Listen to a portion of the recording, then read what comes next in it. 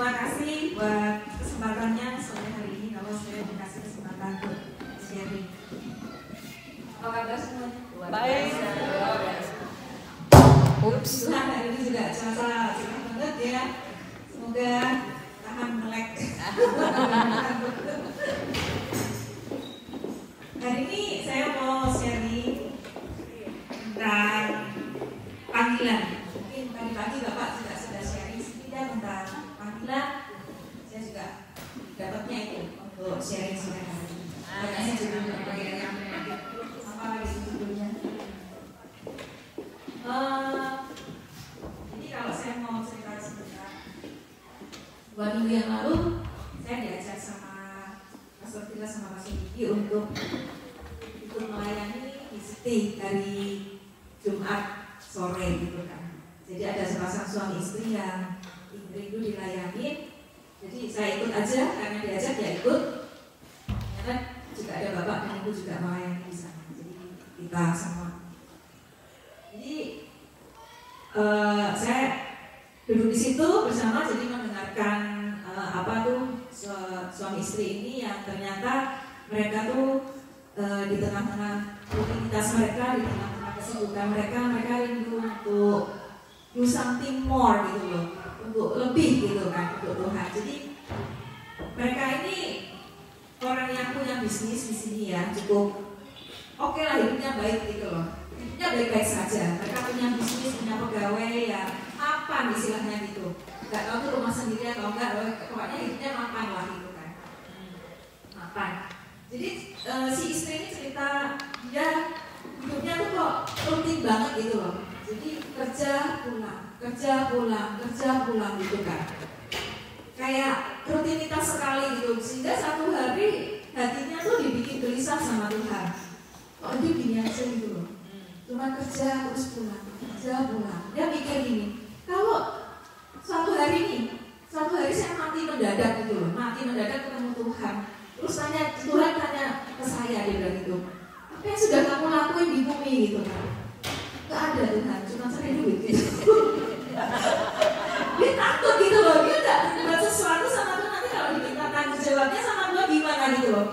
Dia gak berbuat apa-apa selama hidupnya di bumi kecuali sakit uang gitu loh.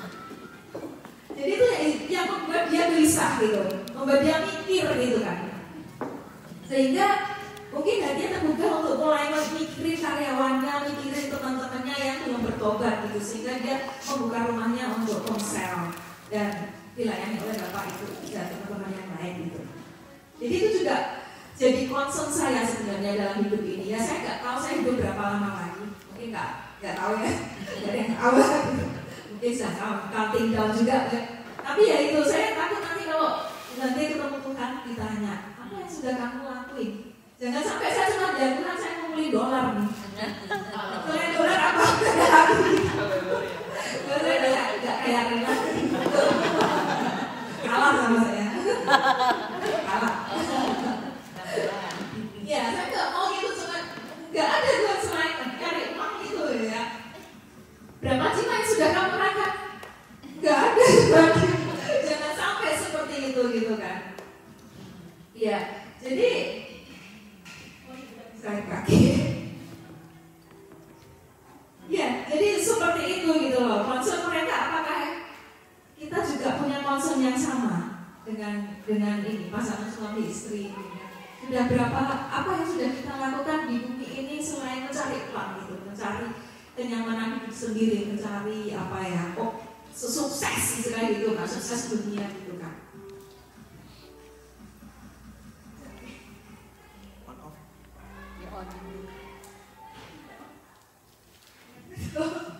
Awam deh, nggak bisa. Ya, satu hari saya dengerin khotbahnya Pastor Henry Kristianus ya, menarik sekali. Salah satu khotbahnya saya dengerin, jadi setelah dia sharing di mimbar itu, terus dia buka session Q&A, tanya jawab gitu kan. Terus ada satu orang audiens nih, anak muda gitu kan, tanya ke pastor ininya gitu kan, pastor ini saya mau tanya nih gitu kan, si pemuda ini kayak gelisah gitu, galau gitu bahasa sekarangnya kan. Galau, ya tuh sebenarnya pengen melayani ya, pengen doing lebih buat Tuhan gitu kan. Tapi waktu dia ngomong sama teman-temannya, jadi orang mah biasa-biasa aja lah, nggak usah aneh gitu. Itu mah biasa-biasa aja, nggak usah mikirin orang lain, mikir diri sendiri aja udah repot gitu loh, udah banyak masalah gitu kan, nggak usah yang aneh-aneh lah gitu kan.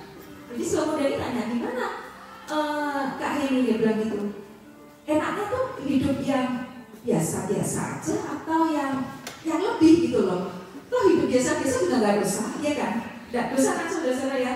Hidup normal aja, dalam arti normal tuh gini loh, kita lahir terus growing gitu kan, sekolah, tumbuh jadi dewasa, lulus sekolah, kita kerja, habis kerja mapan, menikah terus punya anak, terus kita menua, punya cucu, meninggal. Biasa aja gitu loh. Nggak dosa memang kan? Tapi apakah itu cukup gitu loh? Kadang kita nggak usah repot-repot sok sosial lah kan, gitu. Si pemuda ini bilang nggak usah repot-repot sok sosial, sok pelayanan, sok mikirin orang lain gitu kan. Udah mikirin hidupmu sendiri aja, mikirin masalah keluargamu aja gitu kan. Seperti orang-orang kebanyakan kan seperti itu. Gitu kan. Tapi jawaban dari pastor ini tuh strong banget nih. Coba next. Nah, pastor ini bilang gini, menjawab si pemuda tadi ya. Tuhan tuh akan mengambil kita dari sekian banyak orang, dan orang-orang yang akan dipakai Tuhan untuk mengerjakan perkara-perkara yang tidak biasa, biasanya akan dibuat gelisah dengan hidup yang biasa-biasa saja. Nah, itu jawabannya. Jadi ya hidup biasa sih ya nggak apa-apa gitu loh. Tapi kalau memang Tuhan sudah memilih kita, biasanya kita akan dibuat gelisah gitu loh, dibuat kayak nggak cukup gitu loh, hidup seperti ordinary, seperti biasa aja tuh nggak cukup gitu loh, never enough dia bilang gitu, never enough gitu kan, lagunya ya kan, katanya seperti itu gitu kan. Ini lagunya The Greatest Showman gitu kan. Jadi dia bilang, this song is simply saying that there is something more than this gitu loh. Jadi kalau memang Tuhan punya mau di dalam hidup kita, biasanya Tuhan akan bikin kita gelisah gitu loh, bikin kita kayaknya greget gitu loh. Kok itu gini-gini doang ya gitu kan, cuma kerja pagi, pergi kerja, sore pulang, tidur, besok lagi gitu, ya kan? Bangun kerja, pulang lagi gitu kan. Kayaknya nggak ada impact buat orang lain gitu, nggak ada gregetnya gitu loh. Kita nggak menghasilkan apa-apa kecuali uang gitu kan. Coba next, Yohanes 14 ayat 12 bilang gini, aku berkata kepadamu, sesungguhnya barang siapa percaya kepadaku, ia akan melakukan juga pekerjaan-pekerjaan yang aku lakukan, bahkan pekerjaan-pekerjaan yang lebih besar daripada itu. Dia bilang, barang siapa percaya kepadaku. Kita di sini percaya kan sama Tuhan? Sudah semua percaya ya. Dan tandanya orang percaya itu ya di sini. Dia akan melakukan juga pekerjaan-pekerjaan yang Tuhan lakukan. Bahkan dibilang lebih besar daripada itu. Kalau kita mengaku bahwa kita tuh orang yang percaya kepada Tuhan. Jadi seharusnya kita juga melakukan pekerjaan panggilan kita ya. Kemarin saya bahas dengan Pastor. Setiap orang tuh punya panggilan. Setiap orang, bagi orang percaya punya panggilan. Cuman ada orang yang nggak mau tahu atau nggak sadar atau nggak tahu kalau hidupnya tuh ada panggilan. Jadi mereka cuma cukup hidup ordinary aja, cukup hidup yang normal-normal aja yang tadi saya bilang tadi ya kan, mengejar kenyamanan, mengejar kebahagiaan sendiri ya kan. Hidup tuh fokusnya cuma 3, me, myself, and I. Ya cuma 3, me, myself, and I gitu kan. Ya nggak peduli gitu dengan panggilan. Ya udah jadi orang Kristen ke gereja aja lah cukup syaratnya. Jadi orang Kristen ke gereja aja cukup, nggak lebih dari itu. Tapi ada orang yang menyadari menyadari akan panggilannya yang digerakkan oleh Roh Kudus, sehingga dia merasa nggak cukup atau nggak puas dengan ordinary life, nggak cukup dengan ordinary job, nggak cukup dengan ordinary routine. Ya kan, hidup kok gini-gini aja seperti sharing yang tadi. Kita mau mengisi hidup kita dengan mengejar panggilan-panggilan kita. Tapi itu semua pilihan ya. Kita mau hidup seperti apa? Mau ordinary atau yang mau extraordinary, itu pilihan kita. Kita bukan robot ya. Kalau Tuhan pencet on, kita move, kita jalan. Kalau Tuhan pencet off, kita diem. Enggak, Tuhan tuh ngasih kita free will. Jadi semua itu pilihan. Kita mau ngikutin panggilannya atau enggak, itu pilihan. Bagaimana dengan kekristenan kita? Apa kekristenan kita itu cuma ordinary kekristenan atau yang extraordinary? Kristen yang ordinary gimana sih? Bilang orang Kristen KTP gitu kan. Kristen dulu saya sebelum bertobat ya Kristen KTP, Kristen ordinary aja gitu kan. Siapa ke gereja karena orang tua ngajak hari Minggu ke gereja, ya udah ke gereja. Selepas dari ke gereja ya nggak ada apa-apa gitu kan, cuma syarat doang gitu kan, seperti yang kebanyakan orang lakukan. Tapi kalau kita tahu panggilan kita harusnya jadi Kristen yang extraordinary, ya kan?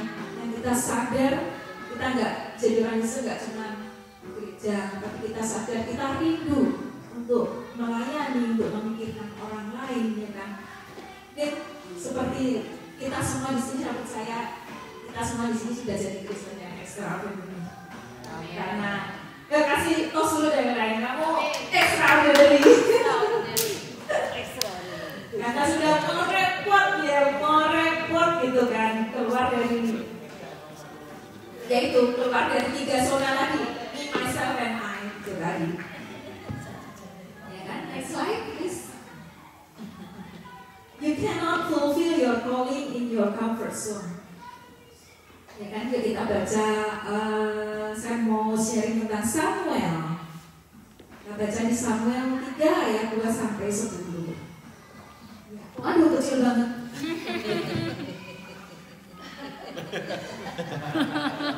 Saya masih besar. Zoom. Oke, bisa.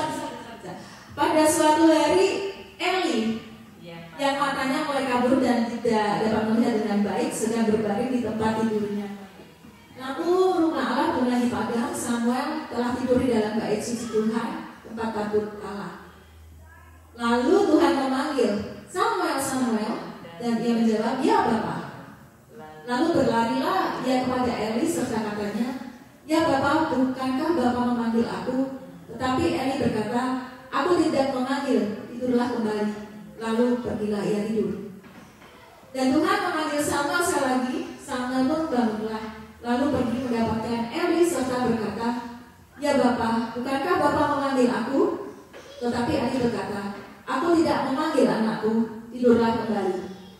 Samuel belum mengenal Tuhan, firman-Nya belum pernah dinyatakan kepadanya. Dan Tuhan memanggil Samuel sekali lagi untuk ketiga kalinya. Ia pun bangunlah, lalu pergi mendapatkan Eli serta katanya, ya Bapa, bukankah Bapa memanggil aku? Lalu mengertilah Eli bahwa Tuhanlah yang memanggil anak itu. Sebab itu berkatalah Eli kepada Samuel, pergilah tidur, dan apabila ia memanggil engkau, katakanlah, berbicaralah Tuhan, sebab hamba-Mu ini mendengar. Maka pergilah Samuel dan tidurlah ia di tempat tidurnya. Lalu datanglah Tuhan, berdiri di sana dan memanggil seperti yang sudah-sudah. Samuel, Samuel, dan Samuel menjawab, berbicaralah, sebab hamba-Mu ini mendengar. Dan di ayat 11 disebutkan bahwa Tuhan mulai bersabda kepada Samuel, menyampaikan keinginan, kerinduan hatinya kepada Samuel. Ya, jadi Tuhan memanggil Samuel saat Samuel tidur ya. Kenapa?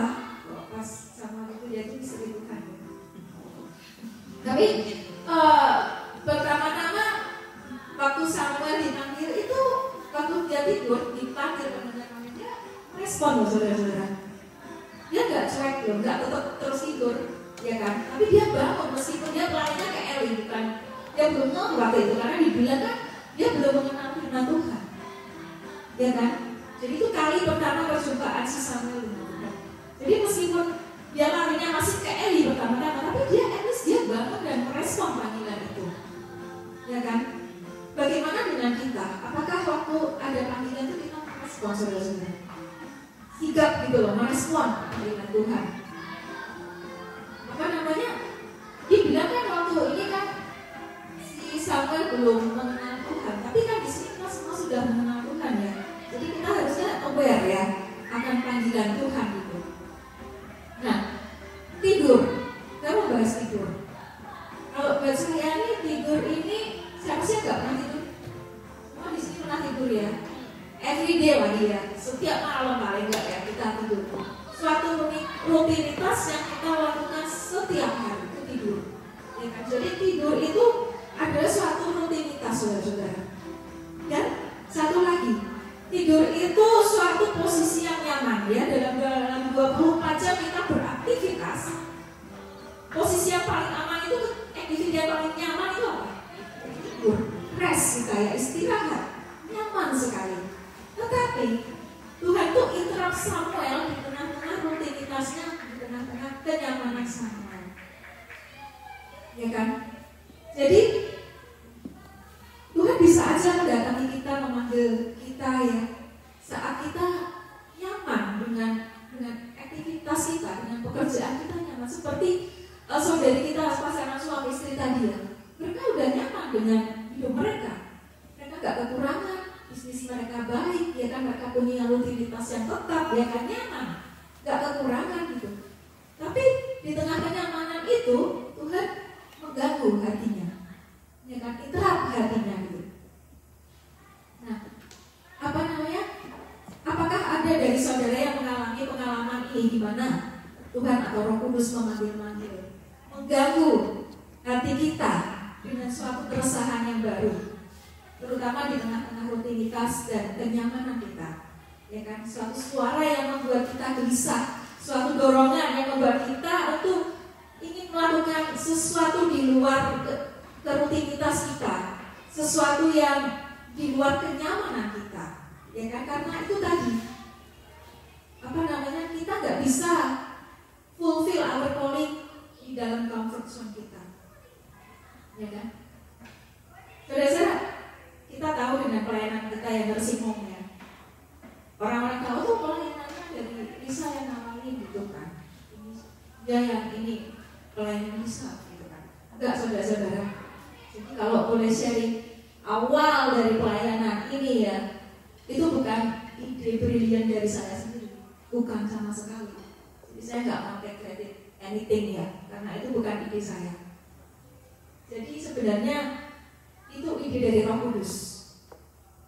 Karena waktu itu ada sesuatu yang mengganggu hati saya. Jadi sebelum ada pelayanan itu saya juga sudah terlibat pelayanan di sini. Saya sudah lama join dengan gereja Pak Petrus ya. Jadi saya juga pelayanan ini itu ya kan, udah banyak pelayanan di gereja yang saya lakuin gitu kan bersama.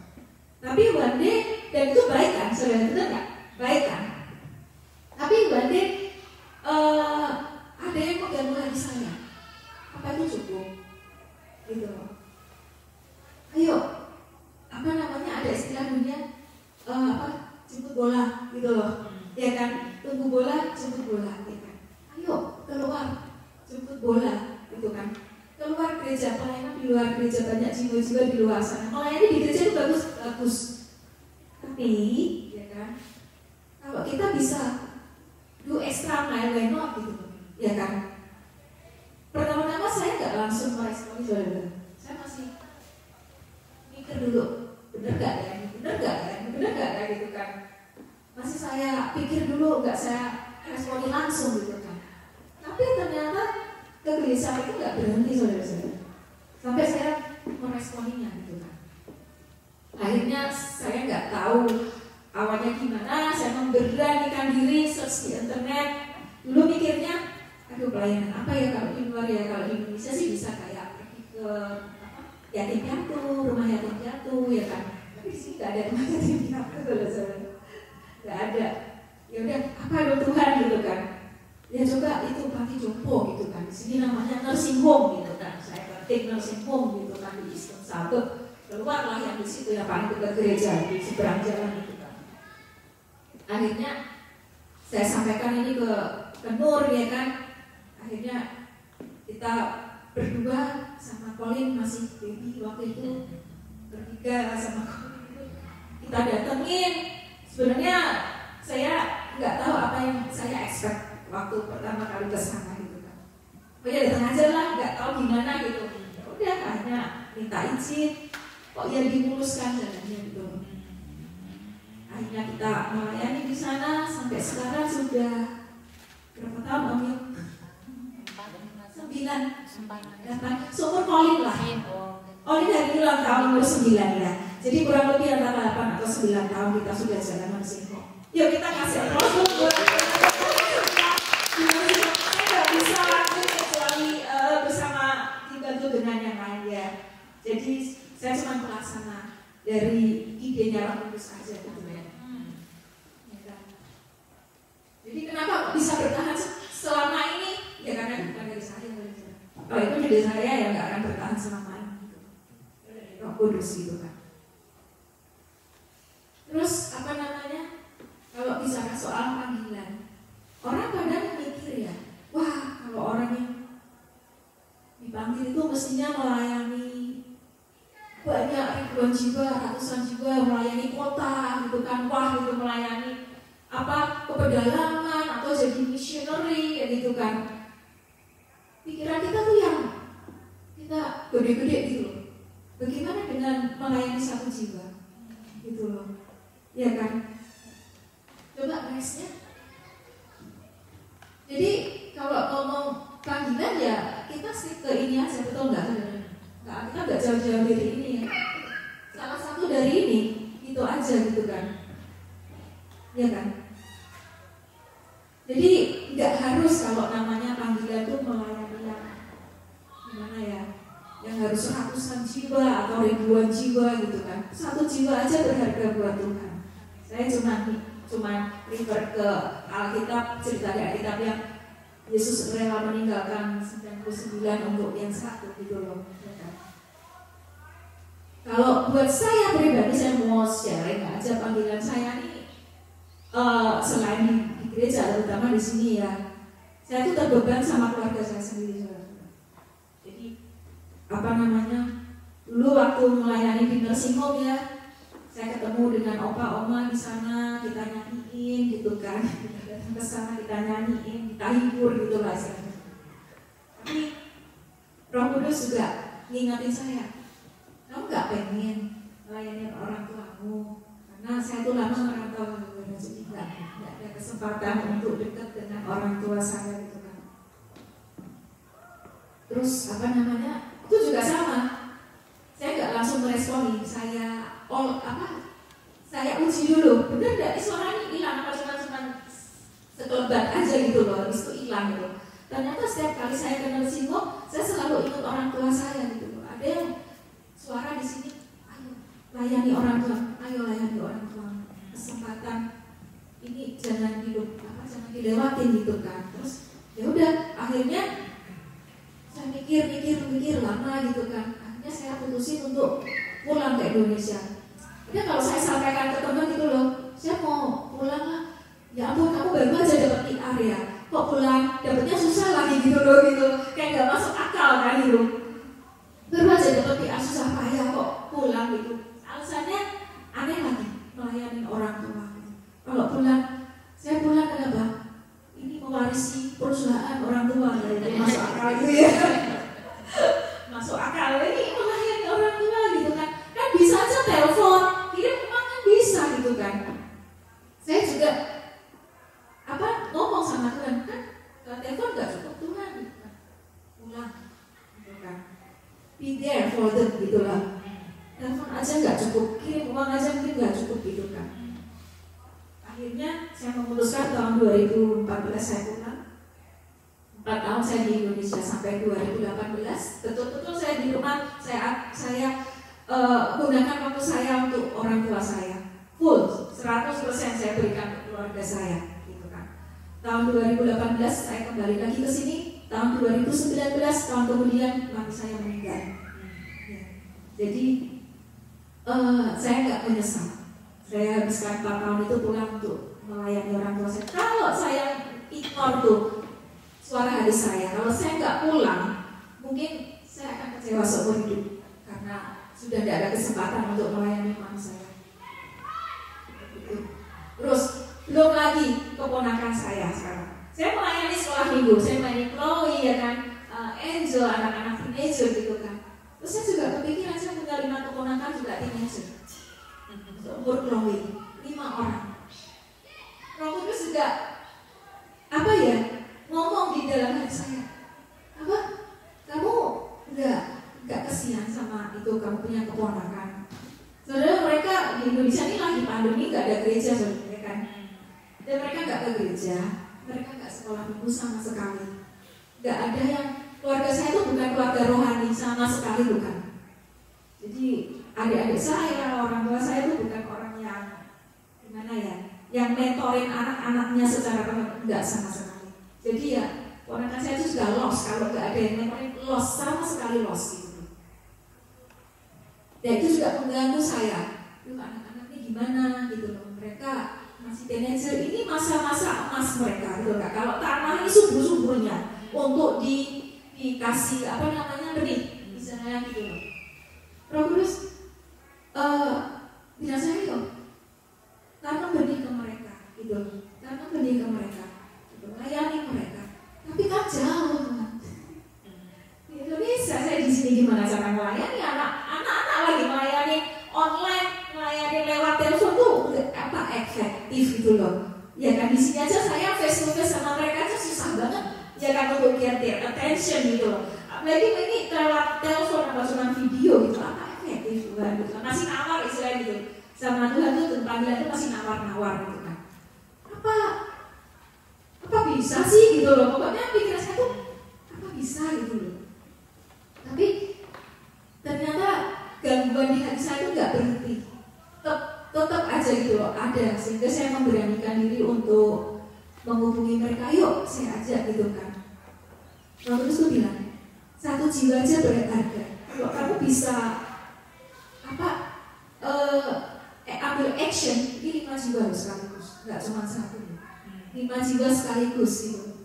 Dan Roh Kudus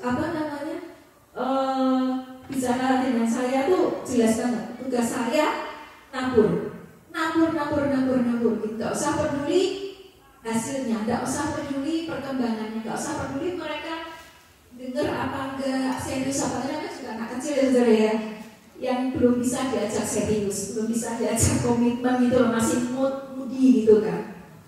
Tapi Roh Kudus bilang nggak usah peduli, tabur dan taburanmu tuh tidak akan sia-sia. Itu sudah jelas banget di telinga saya seperti itu. Dan saudara, saya beranikan diri untuk memulainya. Saya kayak konsel lah, apa betul sekali lah gitu ya bilangnya ya. Pokoknya saya bahas firman Tuhan, dan puji Tuhan sudah berjalan 9 bulan. Cepat sekali. Gak berasa 9 bulan udah berjalan dan masih go on gitu loh. Dan ternyata keluarga saya tuh cukup antusias gitu loh. Itu lebih dari ekspektasi saya sebenarnya, melebihi ekspektasi saya. Mereka setia gitu loh, mau gitu loh, aneh gitu loh. Buat saya itu aneh sekali. Jadi saya baca quote dari Mother Teresa bilang gini, if you want to change the world, go home and love your family. Ya kan? If you want to change the world, ya kan, go home and love your neighbor. Ya kan, love your teman sekerja kamu, ya kan, kasihi tetanggamu, kasihi ya mungkin teman-teman kamu sendiri, teman dekat kamu sih, gak usah jauh-jauh istilahnya gitu. Kalau kita pengen mengubah dunia ya ubahlah orang-orang di sekitar Anda dulu gitu. Tapi setiap orang punya panggilan beda-beda. Kalau Tuhan memanggil saya untuk melayani keluarga, mungkin Tuhan memanggil Anda beda-beda. Ada yang diminta melayani tetangga Anda, ada yang diminta melayani rekan sekerja Anda, atau bos Anda, atau pegawai Anda gitu kan. Jadi Jangan ignore itu loh, meskipun itu cuma satu jiwa gitu ya. Mungkin saya akan tutup dengan satu cerita lagi. Coba tulis. Ini ada kisah tentang Pak Budi Suhardi. Nggak tahu ada yang pernah tahu? Jadi saya tahu cerita dia dari acara Kick Andy. Kalau ada yang tahu ada acara Kick Andy di Indonesia ya, nah dia salah satu tamu. Jadi Pak Budi Suhardi ini nextnya dia adalah seorang pilot sebenarnya, pilot satu maskapai perusahaan di Singapura. Jadi dia orang Indonesia. Jadi waktu itu dia kayaknya berdomisili di Singapura karena dia bekerja di maskapai Singapura itu kan. Cukup sukses, orang kaya, jelas, ya kan? Orang yang sukses, dia ada 3 anak juga sebetulnya, nggak salah dia anaknya 3 itu. One day dia makan malam bersama keluarganya di rumah. Ya kan, makan malam. Sambil makan malam dia nyetel TV, ya kan, menyalakan TV. Di TV itu disiarin berita soal pengungsi dari mana, Indonesia Timur ya pokoknya, entah dari Nusa Tenggara atau dari Timur atau dari mana, pokoknya salah satu tempat di Indonesia Timur yang mengalami musibah bencana alam. Dan disiarkan di TV itu bagaimana para pengungsi itu hidup susah, gitu kan, makannya susah, pokoknya hidupnya susah. Entah gimana saat dia melihat ada anak-anak yang pengungsi itu sharing, satu bungkus Indomie di-sharing oleh 12 orang. Satu pack Indomie dimakan oleh 12 orang, saking mereka kelaparan, tidak ada makanan. Dari situ dia melihat view pemandangan itu di TV, hatinya dibikin remuk oleh Roh Kudus, dibikin nangis melihat pemandangan itu, saudara. Ya kan? Dia nangis, dia melihat dia sedang makan enak bersama keluarganya di tempat yang nyaman, ya kan, di rumah yang bagus, hidangannya juga hidangan yang bukan aja kasih mahal gitu. Dan di depan matanya dia melihat di TV satu pack Indomie dibagi oleh 12 orang anak gitu kan. Hatinya tuh langsung apa ya? Terenyuh gitu ya di situ, hancur gitu melihat pemandangan itu. Sehingga sejak saat itu dia ngambil keputusan untuk apa ya, yang mulai merubah pandangan hidupnya, cara hidupnya, jalan hidupnya. Jadi dia bilang gini, sebenarnya saat itu dia merencanakan dia dan sekeluarganya untuk traveling around the world, karena dia punya privilege mungkin ya sebagai pilot ya, sebagai karyawan di maskapai, dia punya privilege untuk bisa traveling. Nah, dia sudah punya sudah punya ide untuk traveling bersama keluarga keliling dunia. Sejak malam itu dia rubah rencananya. Sudah nggak jadi traveling around the world, tapi dia berubah arahnya ke tempat lokasi bencana tadi. Jadi dia kumpulin uang tabungannya untuk membeli sembako apa segala macam, dan dia kirim ke daerah yang Indonesia Timur tadi, dan dia sekeluarga pergi ke sana instead of living around the world tadi. Dan singkat cerita, dia memenuhi panggilannya, dia mulai membuka kayak apa, rumah singgah atau panti asuhan, namanya Roslin kalau nggak salah ya, nama panti asuhan. Dan mungkin sampai saat ini dia melayani di sana, melayani banyak anak-anak, melayani banyak jiwa di sana.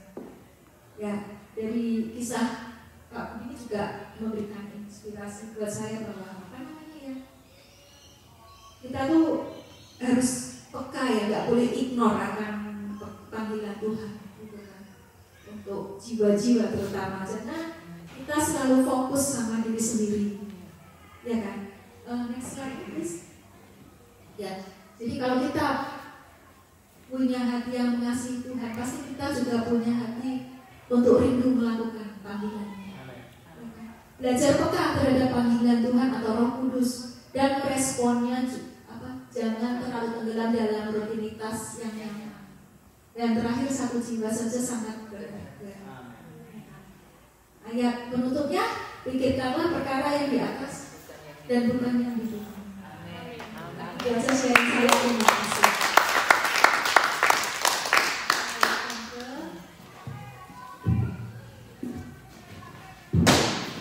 Jadi bisa buat memenuhi panggilannya untuk khotbah hari ini. Saudara, iya benar sih saudara. Setiap dari kita pasti dipanggil oleh Tuhan gitu kan, dan I don't know about hidup kita. Apakah kita sedang masuk dan mengerjakan panggilan itu? Apakah kita masih terus-menerus bertahun-tahun mencari panggilan Tuhan atas hidup kita apa? Itu dua sisi yang berbeda tuh. Mencari panggilan kita apa? Sampai jelas banget kita baru mau jalan, kita buang terlalu banyak waktu sebenarnya. Dari 5 itu, kalau kita dari 5 gambar tadi, 5 jawaban itu, kita bisa langsung tahu gak kita itu apa. Kalau kita bertahun-tahun mencari kita itu apa, mencari tahu bahwa kita ada di mana dan kita nggak ketemu dan kita akhirnya memilih untuk tidak jalan, kita buang banyak sekali waktu. Saudara, waktu ini dibagi 2, waktu produktif dan waktu tidak produktif. Begitu kita lahir, begitu tidak produktifnya kita, karena apa-apa mesti disuapin, apa-apa mesti digendong, dibawa kemana, diajak jalan kemana, nggak produktif. Nah, begitu kita mulai beranjak bisa mengerjakan apa-apa, itu masa produktif kita. Sampai di saat nanti satu hari nanti kita sudah mulai tidak produktif lagi. Mau diajak pelayanan, kita mau pelayanan nih, nggak boleh. Karena kepikiran nggak? Makin tua nanti kita mau pelayanan, belum tentu boleh. Dah, gue ngajak lu makin lama nih. Jalannya udah lama, bener nggak? Ngajak lu makin lama.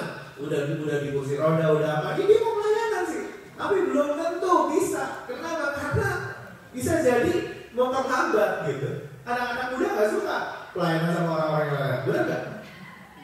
Kalau kita udah tua, udah mulai lain, aku mau ikut ya, gitu. Belum tentu tahu mereka gitu. Nah, saudara, di usia produktif itulah yang orang-orang bilang kerja uang sebanyak-banyaknya, kerja sebanyak-banyaknya, bisa double shift, bisa triple shift, bisa dihabiskan semua badan gitu kan untuk kerja di situ. Itu adalah waktu yang paling tepat banget untuk ngumpulin duit. Dan seperti tadi kata Lisa, berjuta-juta orang ceritanya begitu, benar ya? Berjuta-juta orang ceritanya begitu. Produktif, bangun pagi-pagi banget, pulang malam-malam banget gitu kan, tidur sedikit-dikitnya, besok bangun lagi. Karena kita dibayar jam-jaman gitu kan, makin banyak jam yang kita lakukan untuk bekerja, makin banyak uang yang kita terima. Yang kamu cari, you will get it, benar ya? Kamu cari uang, kamu akan dapat uang. Nggak heran, akan menjadi lebih kaya, makin lebih kaya, nggak heran. Kenapa? Karena kamu cari uang, you will get it. Alkitab bilang, kamu kalau cari apa, kamu bakal dapat. Benar nggak? Dan kita cari orang yang mau sepaham sama kita, walaupun kita salah pun dapat pasti. Kita salah nih ya, udah tahu kita salah, kita cari nih di luar orang yang mau sepaham sama kita walaupun kita salah. Ketemu nggak? Ketemu. Karena kamu akan ketemukan apapun yang kamu cari sebenarnya. Nah, saudara, di usia produktif itu, ketika orang-orang sedang mengejar uang, karena merasa bahwa di dalam situ ada kebahagiaan, di dalam situ ada hal yang indah-indah dan yang lain sebagainya. Kenapa kita nggak berpikir, wah Tuhan, masa produktif aku cuma sekali nih Tuhan. Dari mulai aku bisa mengerjakan apa-apa, dipercaya mulai mengerjakan apa-apa, sampai nanti aku akhirnya tidak bisa terlalu mengerjakan apa-apa lagi. Itu masa produktif aku. Kenapa aku nggak kejar ini ya? Kalau kita bisa mengerjakan itu, wah betapa luar biasanya kita, betapa efektifnya kita. Benar ya? Masa itu tuh mungkin masa 15 sampai umur 50 kita tuh. Mungkin 15 sampai 55 kita tuh. Kita ngapain tuh waktu itu? Teman-teman, lagi ngapain waktu itu? 15 sampai 45, 15 sampai 55, 15 sampai 60. Lagi ngapain? Nah, saudara, kalau kita sedang melakukan pekerjaan Tuhan dan berharap satu hari nanti ayat itu terjadi dalam kehidupan kita, aku melakukan pekerjaan yang Tuhan lakukan dan bahkan lebih daripada itu, berarti kita luar biasa sebenarnya. Benar ya? Kita oke, kenapa? Karena di dalam hidup ini di masa usia produktif yang harusnya kita mengejar itu, kita ngejar itu dan benar kita melakukan apa yang Tuhan Yesus kerjakan dan akan melakukan bisa lebih besar daripada itu. Karena itu jadi firman Tuhan. Saudara,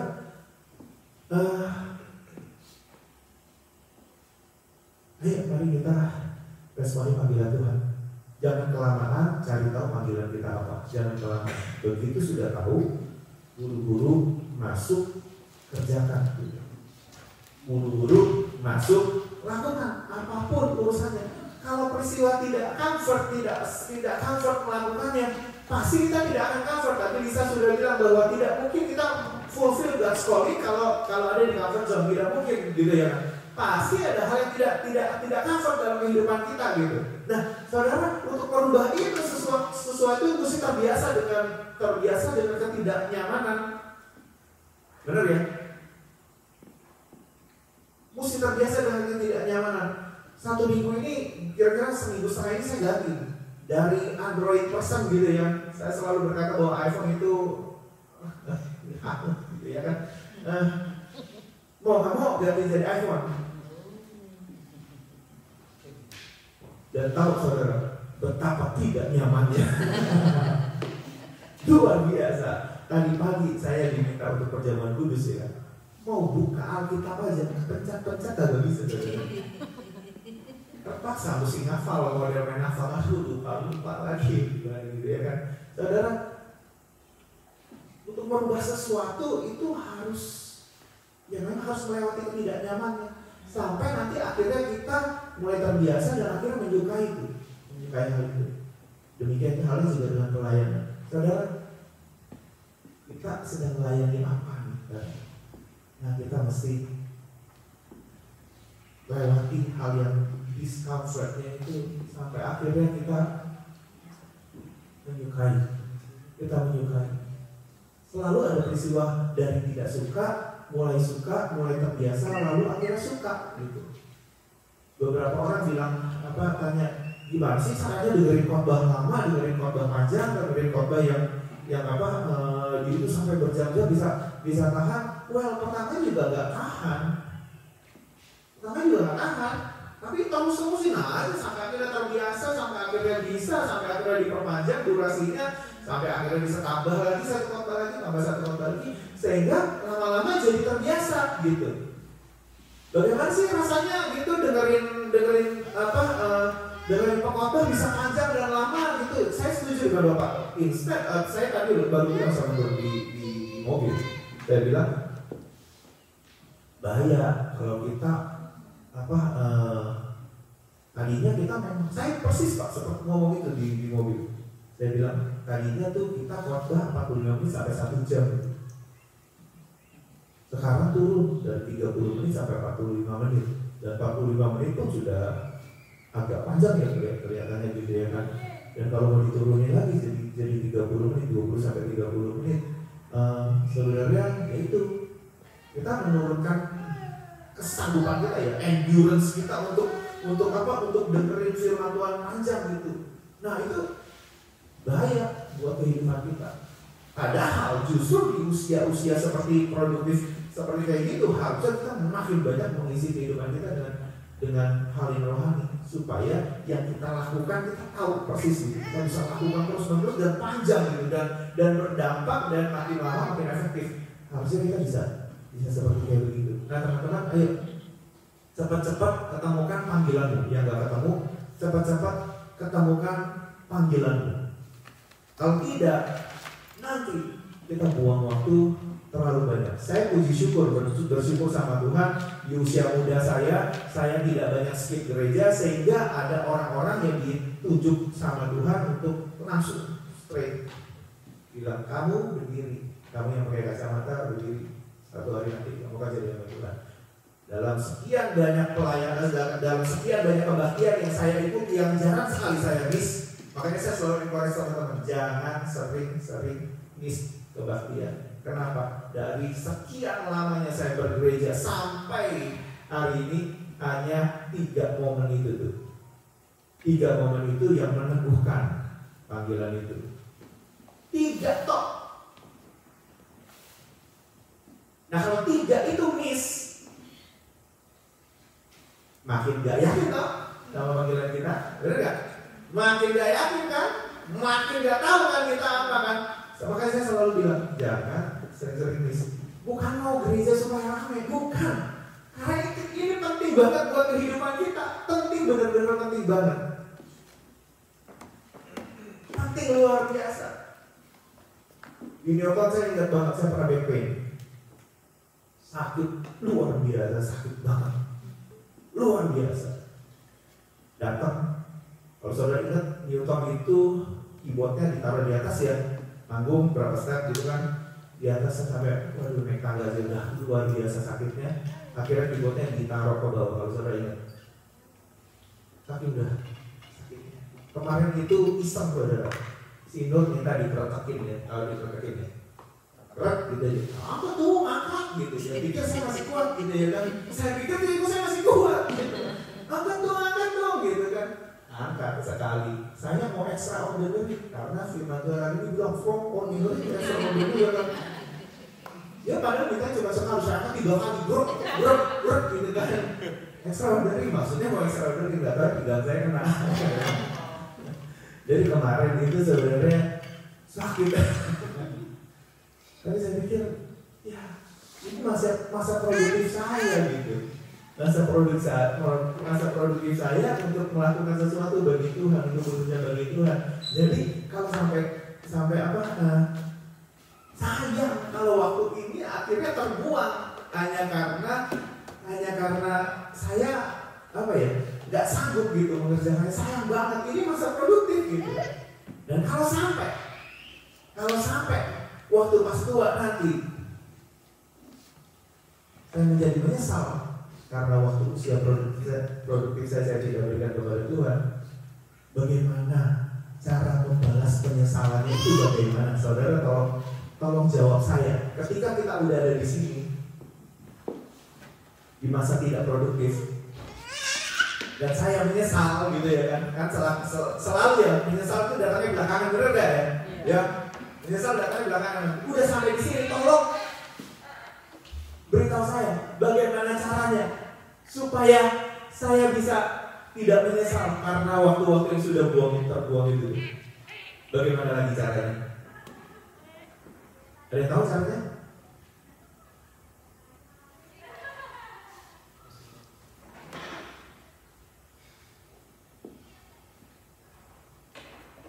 Ada yang tahu nggak caranya? Ya saya benar-benar nanya nih.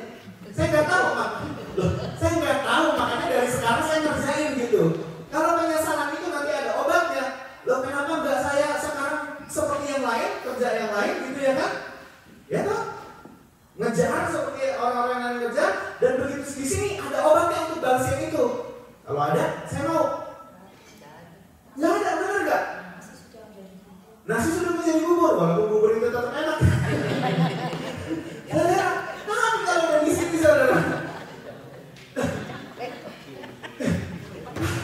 kalau udah di sini mau bagaimana, bayar itu tuh mau bagaimana saudara? Benar nggak?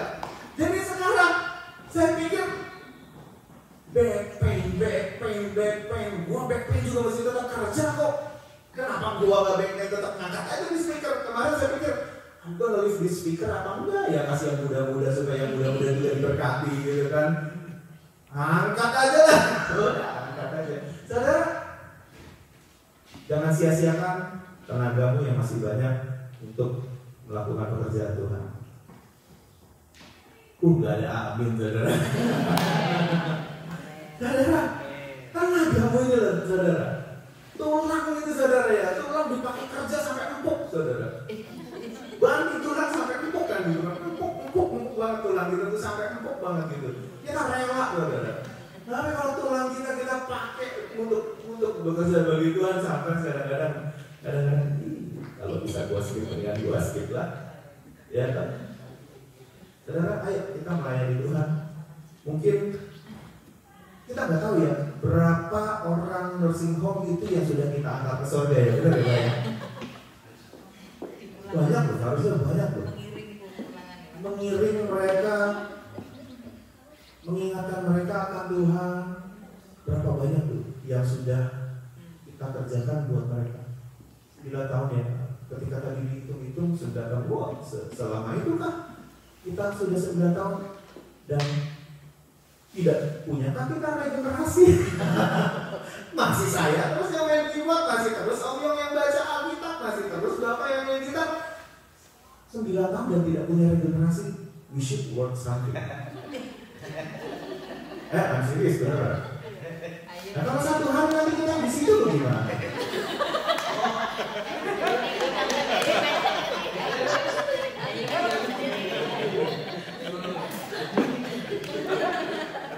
Ya adakah ini?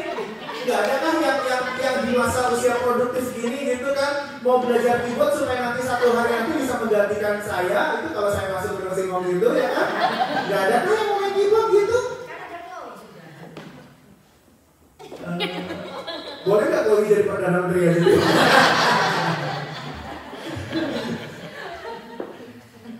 Masa nggak ada sih dari itu yang akan mengikuti jejak kita nih? Ini kan para nursing home itu kan sudah meninggalkan jejak yang cukup dalam, benar ya? Udah dalam, udah 9 tahun gitu. Apakah tidak ada nih yang mau main gitar, main keyboard, nyanyi, bacain Alkitab seperti Om yang baca gitu? Kalau nggak ada, we are in troubles. Kenapa? Karena tidak ada regenerasinya. Generasi kedua tidak mengikuti jejak pendahulunya. Bahaya. Saudara, ayo kejar panggilanmu. Kejar. Ya, Lisa sudah membuktikan. Oh dari pertama itu Roh Kudus memberitahukan kita seberapa banyak kita sedang mencari Roh Kudus untuk mengerti apa yang harus apa yang aku akan kerjakan. Nah itu saudara penting, saudara penting. Otherwise kita akan jadi seperti cerita banyak orang dan cerita banyak orang itu ngebosenin. Sinetron saudara, sinetron kalau ceritanya banyak dan itu terus bosan, benar gak? Kenapa saudara suka drama Korea? Kenapa? Karena ceritanya berubah-ubah, benar gak? Berubah. Kalau ceritanya bakalan sama terus seperti kayak begitu, saudara, I believe kalau tadi nggak bakalan nonton di seri sampai ke 4, ke 5, ke 6, ke 7 nggak bakal. Kenapa? Karena sama ceritanya. Saudara, cerita kita nggak boleh sama seperti cerita orang-orang yang ada di luar sana. Karena Tuhan minta kita supaya beda. Jadi terang, beda. Jadi terang, beda. Benar gak? Ayo, panggilan.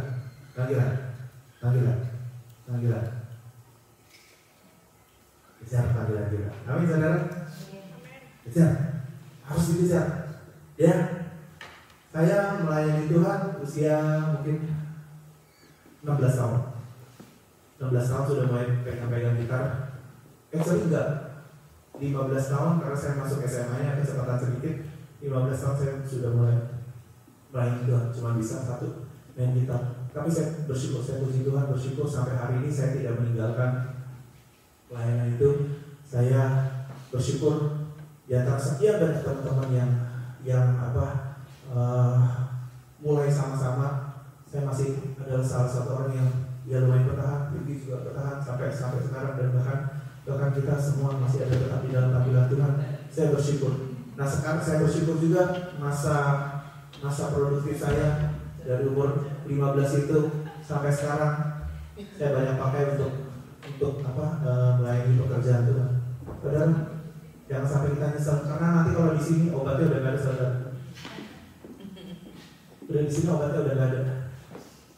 Saya pernah berdua hampir pulang sama Nur. Saya ceritain, saya pernah berdua hampir pulang. Saudara udah mau pulang atau belum? Belum. Sepertinya kayak di sini dipaksa untuk dengerin dua khotbah gitu kan.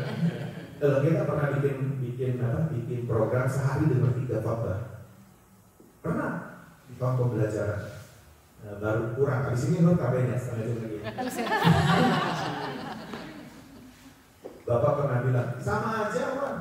Gereja panjang, gereja sebentar sama aja, pulang kan juga ngumpul lagi gitu kan, panjang lagi. Saudara, saya pernah bersyukur sama Nur. Hampir pulang dari sini, karena kalau visa saya tidak di-approve berarti cuma punya waktu 4 minggu. 4 minggu itu ngumpulin seminggu uang tiket saya. Minggu depan uang tiket Nur. Minggu depannya lagi uang tiket Chloe. Minggu depannya lagi uang tiket Colin. Berharap yang tempat ini murah karena Colin masih under 2 tahun. Bayarnya masih 10% atau 20%. Gitu ya. Tapi apakah kita menyesal pernah dibawa ke sini dan akhirnya pulang? Menurut saya kalau waktu itu saya pulang, menurut saya kalau keluarga saya pulang waktu itu, mereka sudah di sini ya. Menurut kami tidak menyesal. Kenapa? Karena mulai dari pertama sini, saya sudah tahu tempat saya di mana. Begitu datang langsung full on, belajar sebanyak-banyaknya, mengerjakan sebanyak-banyaknya, nabur sebanyak-banyak, tidak pernah keliling sana dulu, sana sini keliling, nyobain gereja ini, nggak berhasil, nyobain gereja ini nggak berhasil, nyobain gereja ini nggak berhasil, keliling gitu kan. Saya sudah langsung di minggu pertama saya sudah langsung tahu, karena dari Indo saya sudah tahu saya bergereja di mana, ngurangin banyak hal sehingga bisa langsung kerja jalan. Make sense ya saudara ya? Saudara kelilingan dulu, buang begitu banyak waktu. Saudara akan menyesal satu hari nanti. I wish saya jalan lebih cepat waktu itu. I wish saya ketemu lebih cepat. I wish panggilan saya ketemu lebih cepat. Itu bakalan beda ceritanya. Dan kalau waktu itu saya pulang, walaupun gak bawa uang ya, karena kan sisa 4 minggu dan sudah apa yang sudah dikerjakan di sini sudah tinggal datang bawa 2 koper, pulang bawa 2 koper, bener ya? Iya dong, pulang nggak bisa. Kenapa? Karena sudah mengerjakan seperti itu. Nah, teman-teman juga sama. Nih kita sedang bersama-sama nih di sini nih. Kira-kira kalau di ujung perpisahan kita, saudara akan menyesalkah belum mengerjakan sebanyak itu? Saudara akan menyesalkah? I wish aku mengasihi Tuhan lebih. Menyesalkah? I wish I learn more from that person. I wish saya mempercayakan hidup saya lebih lagi. I wish saya dilupakan lebih lagi. I wish saya menyediakan waktu saya lebih banyak lagi. I wish saya gak kerja begitu banyak dan kehilangan begitu banyak. Orang kerja lebih banyak, kehilangan banyak juga. Dia dapat uangnya, dia gak dapat hal-hal yang lain yang harus didapatkan di luar pekerjaan. Karena bekerja mendapatkan sesuatu, tidak bekerja, waktu yang digunakan untuk tidak bekerja itu mendapatkan sesuatu juga. Ketika kau menghabiskan waktu untuk bekerja, kau mendapatkan sesuatu, tapi kau kehilangan sesuatu juga. Nah saudara, be wise sehingga kita tidak kehilangan dan tidak salah dengan panggilan kita. Amin saudara. Ya kita bangkit berdiri, kita mau berjalan kudus. Kali ini saya ada ayatnya, jadi pasti aman. Semua masing-masing sudah dapat. Saya boleh minta satu Pak?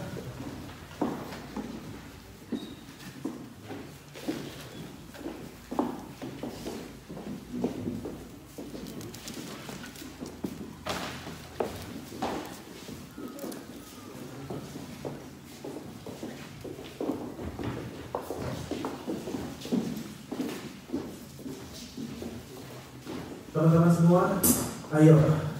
Kamu yang belum ketemu panggilanmu apa? Cari tahu.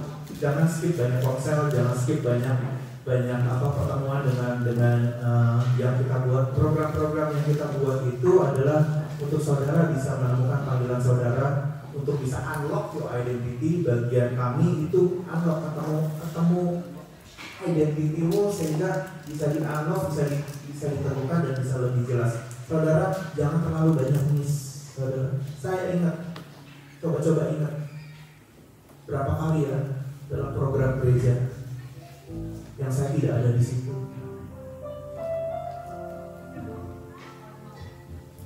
Ketika saya pindah dari gereja Yuki, pindah ke Pokanwaci, menurut saya sebagian besar event gereja, sebagian besar kakak gereja, sebagian besar retreat gereja, sebagian besar konsel waktu itu gak terlalu ngetop sih konselnya, sebagian besar kebaktian youth, sebagian besar trip perjalanan misi yang kita, saya yakin 99% saya ada di situ. Saudara,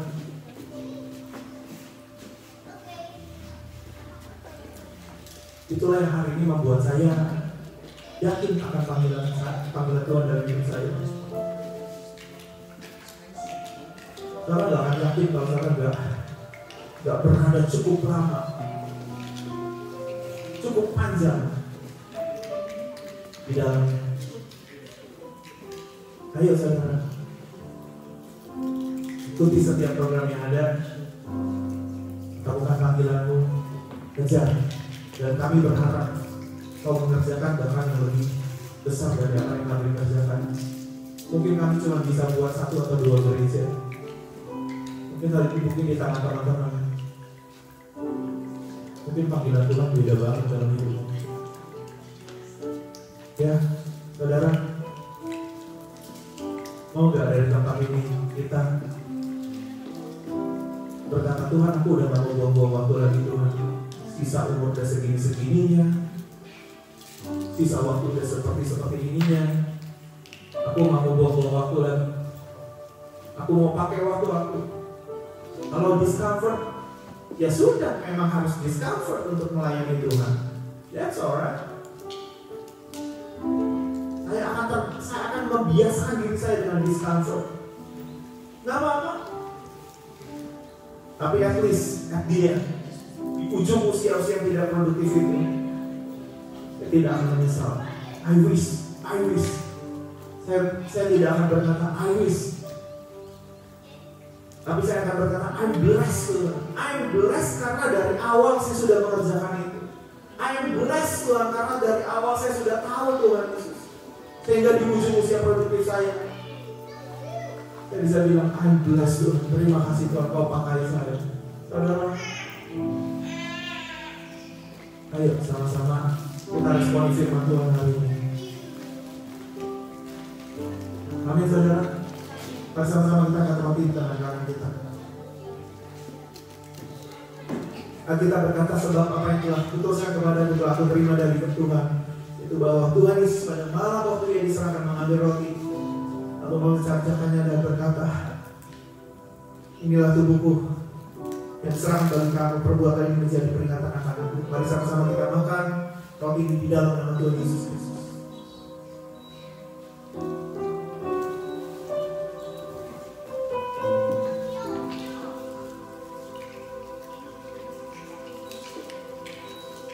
Sama-sama kita akan jawab di antara kita. Demikian juga ia mengambil cawan sesudah makan lalu berkata, cawan ini adalah perjanjian baru yang dimeteraikan oleh darahku. Perbuatlah ini setiap kali kamu meminumnya menjadi peringatan akan aku. Mari sama-sama kita minum di dalam nama Tuhan Yesus Kristus. Terima kasih buat tubuh dan darah-Mu Tuhan Yesus. Tuhan, kalau saat ini kami mendengarkan firman Tuhan ini Tuhan, betapa pentingnya Tuhan panggilan itu, betapa pentingnya Tuhan bekerja bagi Engkau Tuhan, betapa pentingnya Tuhan waktu-waktu yang ada Tuhan untuk mengerjakan panggilan itu Tuhan Yesus. Tuhan, buat kami rindu Tuhan mencari panggilan Tuhan atas hidup kami Tuhan. Buat kami Tuhan seperti Samuel Tuhan Yesus, yang rela Tuhan, yang peka Tuhan, yang mau langsung Tuhan mendengar ketika Engkau memanggil Tuhan. Tuhan, kami semua yang ada di tempat ini Tuhan, kami tahu Tuhan Engkau memanggil setiap kami Tuhan. Hari ini Tuhan, biar kami mendengar dan kami mengerjakannya dan kami meresponinya Tuhan Yesus. Tubuh dan darah-Mu Tuhan telah terpecah bagi kami Tuhan. Kau telah mati bagi kami Tuhan Yesus. Terima kasih Tuhan. Ini saatnya Tuhan kami membalas kasih-Mu Tuhan. Kami membalas cinta-Mu Tuhan kepada kami Tuhan. Biar dari hari ini Tuhan kami mau pakai Tuhan waktu-waktu ini Tuhan yang masih produktif Tuhan. Yang kami masih bisa kerja dengan baik Tuhan.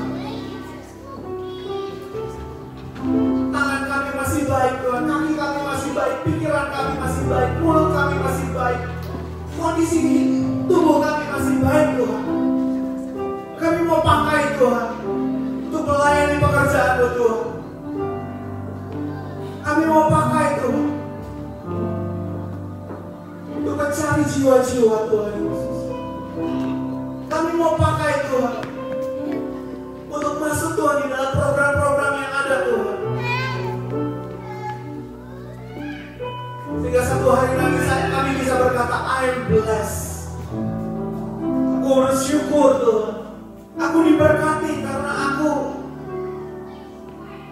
diberikan kesanggupan untuk melakukan pekerjaan Tuhan. Ajar kami Tuhan. Selama kami ada di Australia Tuhan. Tak berapa lama lagi kami ada di Australia Tuhan. Buat kami mengerjakan sebisa-bisanya, mengerjakan sehebat-hebatnya, mengerjakan semampu-mampunya, sekeras-kerasnya yang kami bisa lakukan Tuhan untuk melayani Tuhan. Dan ketika nanti Kau membawa kami pulang atau ke tempat yang lebih baik atau ke tempat yang dimana Kau mau kami berada Tuhan, kami tidak pernah menyesali Tuhan keberadaan kami ada di Australia Tuhan. Karena kami tahu Tuhan, kami sudah mengerjakannya untuk Engkau Tuhan Yesus. Amin. Ajar kami Tuhan meresponi panggilan-Mu Tuhan. Aku berdoa saat ini untuk anak-anak muda. Tuhan, tolong anak-anak muda ini Tuhan, supaya mereka Tuhan bisa seperti anak panah yang melesat jauh lebih cepat, jauh lebih efektif, jauh lebih baik lagi Tuhan dari kami generasi-generasi yang sudah lewat Tuhan. Mereka melayani Tuhan dengan lebih hebat lagi, dengan lebih kencang lagi, dengan lebih hebat lagi Tuhan Yesus. Selama mereka ada di Australia Tuhan, sampai nanti Tuhan mereka Kau bawa ke tempat yang lain Tuhan. Mereka berkata, terima kasih Tuhan buat jiwa-jiwa yang aku dapatkan selama aku di Australia Tuhan. Terima kasih Tuhan buat jiwa-jiwa yang aku menangkan Tuhan di Australia Tuhan. Saat ini aku berada di tempat lain Tuhan. Aku tahu Tuhan, rencana-Mu dalam hidup aku belum selesai Tuhan. Aku mau juga Tuhan mencari jiwa-jiwa Tuhan di tempat ini Tuhan. Tapi aku tidak mau pernah menyesali keberadaan aku selama aku ada di Australia Tuhan. Jiwa-jiwa yang aku hasilkan Tuhan, tongkat-tongkat ukiran yang aku ukir di dalam kehidupan seseorang. Terima kasih Tuhan. Terima kasih Tuhan. Hasil kerjaku bisa dilihat Tuhan selama aku di Australia Tuhan. Hasil pelayananku bisa dilihat Tuhan selama aku di Australia Tuhan. Terima kasih Tuhan. Ada batu-batu yang aku tanamkan Tuhan Yesus untuk pelayanan-pelayanan selanjutnya bertumbuh Tuhan di Australia Tuhan. Terima kasih Tuhan. Aku berdoa bagi anak-anak muda saat ini, biar kau tidak menyesali keberadaanmu di Australia hari ini. Mungkin kau datang ke sini untuk sekolah, tapi percayalah ada rencana Tuhan, panggilan Tuhan atas hidupmu. Aku berdoa bagi orang-orang yang sudah menjelang tua, pakai sisa waktu-waktu ini dengan baik. Sisa-sisa waktu ini 5 tahun, 10 tahun, it runs very fast, it's flying really fast. Kejar Tuhan, kejar, lakukan sesuatu biar kita dinilai Tuhan, mengupayakan, mengerjakan setiap panggilannya dalam kehidupan kita. Amin saudara. Bapa di surga, terima kasih Tuhan untuk firman hari. Berkati Lisa Tuhan Yesus. Berkati Lisa Tuhan Yesus. Dan telah memberkati kami Tuhan dengan firman Tuhan hari ini Tuhan. Terus Tuhan, pakai hidupnya lebih lagi Tuhan. Kalau dia bercerita Tuhan, dia sedang melayani keluarganya Tuhan. Biar keluarganya boleh semakin mendekat kepada-Mu Tuhan. Semakin mengerti akan rencana-Mu Tuhan Yesus. Ponakan-ponakannya juga Tuhan, biar tidak hanya datang ke gereja dan biasa-biasa saja Tuhan Yesus, tapi lewat pelayanan yang bisa kerjakan Tuhan kepada ponakan-ponakannya Tuhan. Tuhan, biar ponakan-ponakannya ini Tuhan boleh bertumbuh Tuhan Yesus, menjadi orang-orang yang punya Tuhan kedekatan dengan Tuhan yang luar biasa. Mereka boleh melayani Tuhan dan lewat buah pelayanan yang bisa kerjakan Tuhan Yesus, nama Tuhan boleh dipermuliakan Tuhan Yesus. Terima kasih Tuhan Yesus, terima kasih Tuhan. Ajar kami Tuhan, semua yang beribadah di tempat ini Tuhan Yesus, kami tidak buang waktu kami dengan sia-sia Tuhan Yesus. Kami menghargai setiap ibadah Tuhan, karena kami tahu Tuhan, ibadah yang disertai dengan rasa cukup memberikan keuntungan Tuhan. Keuntungan kami Tuhan adalah kami semakin diperkuat, semakin diperlengkapi, semakin dipertajam, semakin diasah Tuhan untuk melakukan pekerjaan yang mulia bagi Bapa kami. Terpuji nama-Mu Bapa, di dalam nama Tuhan Yesus Kristus kami berdoa dan kami mengucap syukur. Kita semua diberkati Tuhan, boleh sama-sama katakan amin, amin, amin. Tuhan Yesus memberkati kita semua. Saya persilakan kepada yang akan memberikan pengumuman atau berdoa. Oke, sebelum kita persembahan, mari kita yang mau duduk silakan, yang mau berdiri juga nggak apa-apa. Kita menaikkan doa syafaat. Ya, sebelum kita memberi persembahan. Bapa yang ada di surga, Kau yang layak dipuji dan dimuliakan Tuhan. Terima kasih Tuhan, pada sore hari ini kami bisa berkumpul dalam gereja ini. Terima kasih Tuhan atas segala yang telah Kau berikan pada kami semua. Kami tahu Tuhan, kami banyak berdosa Tuhan. Kami tidak layak Tuhan. Kami baik yang kami sengaja maupun tidak sengaja Tuhan, kami berbuat sesuatu yang tidak menurut kehendak-Mu Tuhan. Tetapi pada sore hari ini Tuhan, kami tetap mau berdoa Tuhan, mau memuji dan memuliakan Engkau Tuhan. Terima kasih Tuhan. Tuhan, pada sore hari ini Tuhan, kami mau berdoa Tuhan untuk gereja kami Tuhan, supaya Kau tambahkan jiwa-jiwa baru Tuhan datang dalam gereja ini Tuhan. Jiwa-jiwa yang belum pernah ke gereja Tuhan, jiwa-jiwa yang telah melangkah Tuhan tidak pernah ke gereja lagi Tuhan. Panggillah mereka Tuhan, supaya mereka bisa datang ke sini Tuhan, supaya bisa mendengarkan Tuhan, mendengarkan sabda-Mu Tuhan yang telah Engkau percayakan pada hamba-Mu Tuhan untuk disampaikan pada kami semua Tuhan. Kami benar-benar bisa menerimanya dengan baik Tuhan. Terima kasih Tuhan Yesus. Dan juga Tuhan, kami mau berdoa Tuhan untuk gereja-gereja kami yang lainnya Tuhan. House of Sacrifice Tuhan, House of Grace Tuhan, gereja penuai Tuhan, juga gereja Wastu Tuhan. Kami mohon Tuhan, berkatilah gereja-gereja kami Tuhan, supaya Tuhan, hamba-hamba yang menyampaikan di dalam gereja kami Tuhan, Kamu selalu berkati hamba-hamba kami semuanya Tuhan, supaya mereka sehat-sehat selalu Tuhan, supaya mereka bisa menyampaikan sabda-Mu Tuhan, apa yang menjadi pikiran, apa yang menjadi kehendak-Mu Tuhan, supaya mereka menyampaikan kepada umatnya dengan baik Tuhan, dan umatnya bisa menerimanya Tuhan, dan mengerti Tuhan, dan belajar Tuhan, supaya mereka lebih takut akan Engkau Tuhan, dan tahu apa yang pernah menjadi kehendak-Mu Tuhan. Terima kasih Tuhan Yesus. Dan juga Tuhan, kami mohon Tuhan, berkatilah para pelayan-Mu Tuhan, pemain musik Tuhan, para penari Tuhan, juga asyik Tuhan, juga multimedia Tuhan, guru-guru Sunday School Tuhan, supaya mereka semua Tuhan bisa menjadi teladan-Mu Tuhan, untuk mengajar anak-anak dengan baik Tuhan, untuk memberikan apa yang terbaik untuk Engkau Tuhan, untuk memuji dan memuliakan Engkau selalu Tuhan, supaya apa yang dikerjakan mereka itu bukan untuk memamerkan kepandaian mereka Tuhan, tapi semuanya hanya untuk memuji dan memuliakan Engkau Tuhan. Terima kasih Tuhan Yesus. Dan juga Tuhan, pada masa pandemi ini Tuhan, yang ada di Victoria Tuhan, kami mohon Tuhan, semoga masa pandemi ini lockdown yang ada di Victoria cepat berakhir Tuhan, supaya ekonomi yang ada di sana bisa pulih kembali Tuhan, mereka bisa bekerja dengan berjalan lancar kembali Tuhan. Dan juga Tuhan, semoga virus yang sangat berbahaya ini Tuhan tidak menjalar kemana-mana lagi Tuhan, tapi bisa diatasi dengan baik Tuhan, dengan adanya vaksin vaksin-vaksin yang ada Tuhan, supaya mereka sadar Tuhan bahwa mereka harus divaksin Tuhan, supaya tidak menularkan penyakit pada satu sama lainnya Tuhan. Biarpun mereka tidak sadar bahwa mereka itu carrier Tuhan, tapi Tuhan Kau yang tahu atas semuanya Tuhan. Juga terutama yang ada di sini Tuhan, semoga tidak terjadi apa-apa Tuhan. Semoga kita semua bisa melakukan kegiatan sehari-hari dengan baik juga Tuhan.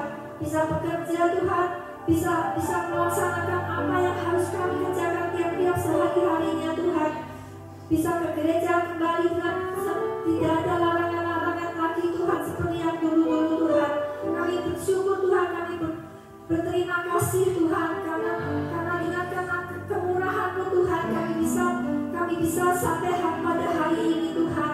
Dan saya percaya Tuhan, meskipun adanya pandemi ini Tuhan, kami tahu adanya itu semua adalah untuk kebaikan kita semua Tuhan. Kami tidak pernah mengeluh Tuhan, tapi kami percaya Tuhan bahwa Engkau akan memberikan yang terbaik buat kita Tuhan, untuk memperlihatkan pada umat-Mu Tuhan bahwa Engkaulah Tuhan yang atas di atas segalanya Tuhan. Apapun yang terjadi di dunia ini Tuhan adalah menjadi kehendak-Mu Tuhan. Kami percaya itu semua Tuhan.